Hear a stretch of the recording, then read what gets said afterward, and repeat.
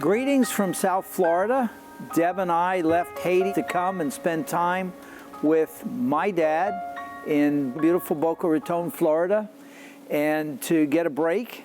And the actual truth of the matter is, had we not left when we did, we probably would have had to come out anyhow because of the situation in our particular area of Haiti. Bring you New Year's greetings and want to give you an update, a little bit of what we're doing in Haiti and how things are right now.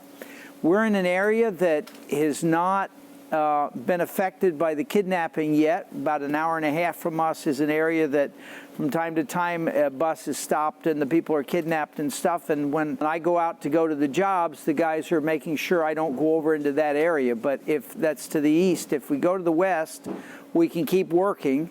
And because of the situation there, we really need to keep working. We're working on water projects and irrigation projects and doing some repairs after the earthquake that we had in the fall and trying to help the people and be some encouragement to them.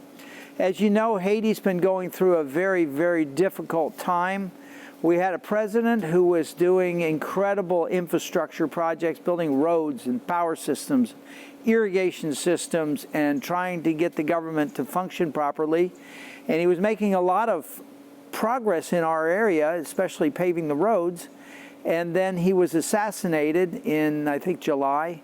And since then, things have been in chaos. And the infrastructure work has stopped. And a lot of things just aren't working. About 8 weeks ago, gasoline was about $40 a gallon where we live. If you could find somebody that would sell you a gallon, what happened was that the gangs that control much of Port-au-Prince also control the areas where the fuel terminals are located. So the fuel wasn't getting out to our area. People in our area rely on motorcycle transportation. They need gasoline for the motorcycles, and gasoline wasn't available. Fortunately, we had a reserve. We were able to keep on working, but it was very hard for the people. The situation in the country is very unstable right now. Our mission compound in Port-au-Prince and the seminary compound, they have not been able to use that for the last year because the gangs have taken it over. They have the seminary working on another side of town, and when things are quiet enough, the students come to class and they keep working. The church is still there. It's still vibrant, alive, and reaching out and ministering and meeting. They can't always meet, but when they can meet, they are meeting. Kidnapping is a problem. There have been pastors kidnapped out of their pulpits in Port-au-Prince, but like I said, that hasn't affected our area yet. So the problem is that there's some people trying to take our house in the mission land that the house is on, and the shop and some of the other facilities that are there. And they have been rather persistent, and they're causing a lot of trouble and a lot of persecution. So there have been days when we want to be out helping people get water, or helping share the gospel, or helping the churches with building or doing earthquake repair, and there's problems in the neighborhood, there's problems at the house, there's things going on that we really can't go into, but just know that there's a lot of persecution against us and against the ministry that's happening right now. So there have been days in the last couple months where I've wondered if I could leave the house, if it was okay to leave Deb at the house, whether somebody was going to come there and put us out in the street. But against that backdrop, God is allowing us to do some incredible things to help the churches and the communities in our area with drinking water. At Beauchamp, we bought a piece of land at a place called Guotou because we knew that was the only place in the whole area that we've been able to find water. Well, the pastors saw that there was a piece of land there and they needed a church there. So the land that we bought to build a well on, they built the church on. And there's now a church there, and people coming to Christ in that area. Meanwhile, the well there, we've dug it deeper. We had a hand pump on it, and we put a solar pump on it. There was not enough water in the bottom of the hole, so Reggie and his guys on the hand digging well crew have jackhammered 16 more feet down into the rock so that they can have an area down there where the water comes in at night and it fills in, and we put the solar pump in there and it pumps all day. There'd be about 3,000 gallons of water in the area that they've dug out in the rock as a reservoir, that when the sun hits the solar panels at 8 o'clock in the morning, it can start pumping it to the fountains in town.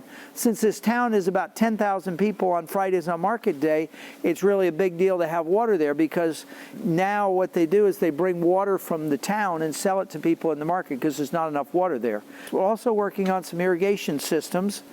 One of them is a place called Trou-Lambert. They built a dam, but the dam didn't have enough area that drained the water into it, so they built a dam to divert water from a stream over to the lake.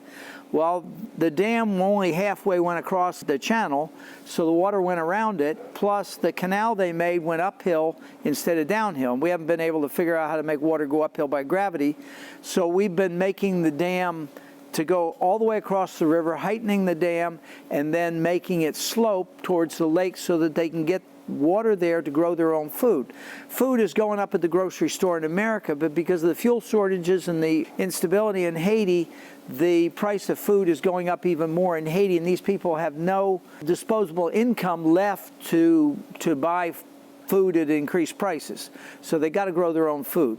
At another place that we're working, there's a dam that's been there for 40 years, but the gates that run the water into the canal at a place called Tiboucan don't work. So we've been working on taking the existing gates out, and we're putting new gates in. There'll be stainless steel gates, and making it so they can get the water there. We'd like at some point to fix the dam, because the dam is eating out underneath, and some of the water goes under the dam. But so far, the project we have, we can just fix the gates, and there's an aqueduct that goes across the ravine there. So we're working on that there. We're working at Canal Altida. It's near Postmetio, where we go to church. They have an irrigation canal there, but the irrigation canal there is made out of dirt, and the canal actually eats most of the water before it gets to the people's garden. So we're making a masonry irrigation canal to get the water all the way to where the gardens are, and the guys have been working on that because it had a deadline on it. We had to do it by the end of 2021, but they're making great strides there. And the kind of irrigation canals and this infrastructure that we're doing are things like the Civilian Conservation Corps did in the West in the 1930s. We're trying to make things that will be there for generations, so that the next generations will have ways to grow food.